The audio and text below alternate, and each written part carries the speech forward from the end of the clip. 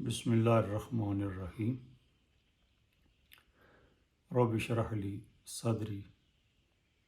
ویسر لی امری واحلل عقدۃ من لسانی یفقہوا قولی۔ اللہ تعالیٰ نے انسان کو عقل و شعور سے نوازا اور عقل و شعور کو استعمال میں لانے کی تعلیم دی۔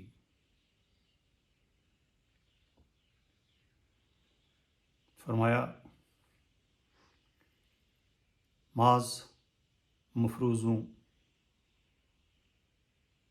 سنی سنائی باتوں اور افواہوں پر کیا سرائیوں پر اعتبار کرتے ہوئے ان کی بنیاد پر رائے قائم نہ کیا کرو، فیصلے نہ کیا کرو، نتائج اخذ نہ کیا کرو، بلکہ وہ بات جو علمی اعتبار سے ثابت نہ ہو اس بات کا پیچھا نہ کیا کرو۔ سورہ بنی اسرائیل کی آیت نمبر 36 میں فرمایا اعوذ باللہ من الشیطان الرجیم ولا تقف ما لیس لک بہ علم، جس بات کا تجھے علم نہیں ہے اس بات کا پیچھا نہ کیا کر۔ مطلب وہ بات جو علمی اعتبار سے ثابت شدہ نہیں ہے، وہ بات صحیح نہیں ہو سکتی، لہذا اس کی بنیاد پر فیصلے نہ کیا کر۔ ان السمع والبصر والفؤاد کل اولئک کان عنہ مسئولا، آنکھ، کان، دل، ان سب کے بارے میں سوال ہوگا۔ مطلب یہ کہ یہ ذرائع علم کے جو ہم نے تجھے دیے ان کو عمل میں لا کر کے نتائج اخذ کرنا ہی علم تک پہنچنے کی صورت بنتی ہے، بعض کیا سرائیاں علم تک نہیں پہنچاتی ہیں۔ سورہ صاد آیت نمبر 29 میں فرمایا کہ ہم نے قرآن کریم کو اتارا اس لیے ہے کہ تم اپنے ان آواز کو کام میں لاتے ہوئے اس پر اور اس کی آیات پر غور و فکر کرو، تفکر کرو، تدبر کرو۔ فرمایا کتاب انزلناہ الیک مبارک، اے کریم نبی صلی اللہ علیہ وآلہ وسلم، یہ بابرکت کتاب ہے جسے ہم نے آپ پر نازل کیا، لیتدبروا آیاتہ، تاکہ لوگ اس کی آیتوں پر تدبر کریں، تفکر کریں، غور و فکر کریں۔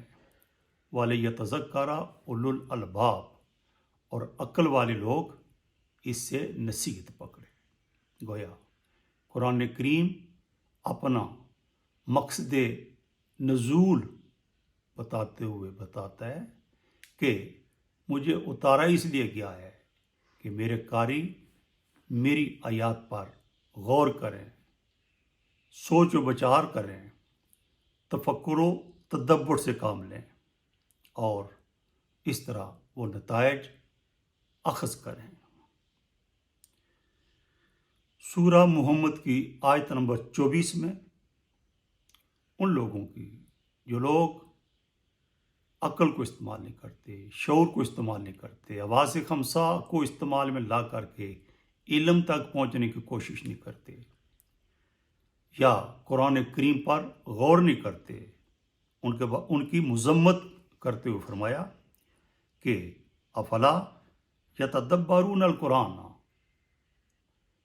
کیا یہ لوگ قرآن پر تدبر نہیں کرتے، سوچتے نہیں ہیں؟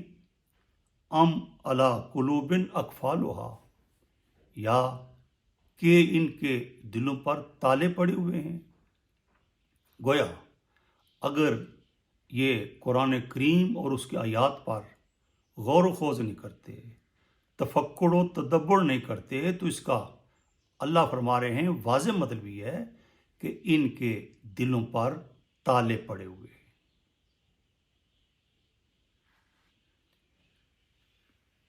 قرآن کریم کی آیات کو سامنے رکھتے ہوئے یہ نتیجہ بآسانی نکل آتا ہے کہ قرآن کریم پر غور و خوض کرنا، اس کی آیات پر تفکر و تدبر کرنا، سوچ بچار کرنا، اور پھر اس سے نتائج اخذ کرنا، یہ قرآن کریم کی واضح تعلیم ہے، حکم ہے۔ اب ہم آگے کی قرآن کریم کی چند آیات پر ایک ایک کر کے غور کریں گے، سوچ بچار کریں گے، تفکر و تدبر کریں گے، اور دیکھیں گے کہ ہماری وہ دنیا جس دنیا کو بذام خود ہم نے دنیا سمجھ لیا، یا ہماری زندگی کے وہ شعبے جن کو ہم نے دنیا کا نام دے دیا، اور یہ سمجھ بیٹھے کہ ہماری اس دنیا کی ساری سرگرمیاں دینی حدود و قیود سے بالا ہیں، ہم پابند نہیں ہیں کہ اپنی اس زندگی کے دوران میں دین کے احکام کو لے کر کے چلیں، یعنی نیکی و بدی کا، اچھائی و برائی کا ہماری زندگی کے ان شعبوں کے ساتھ کوئی تعلق نہیں بنتا۔ چنانچہ ہم قرآن کریم کی چند آیات اپنے سامنے رکھیں گے اور ان پر غور کر کے یہ دیکھیں گے کہ واقعی قرآن کریم نے ہمیں بذام خود ہم نے جس دنیا کو دنیا سمجھ کر کے قرآن کی پابندیوں سے آزاد سمجھ رکھا ہے، قرآن کریم بھی واقعتاً ہمیں آزادی دیتا ہے، یا ہمیں پابند کرتا ہے کہ ہم زندگی کے ان شعبوں میں بھی قرآن کریم کی تعلیمات، اس کی ہدایات اور اس کے احکام کو لے کر چلیں۔ وسلام۔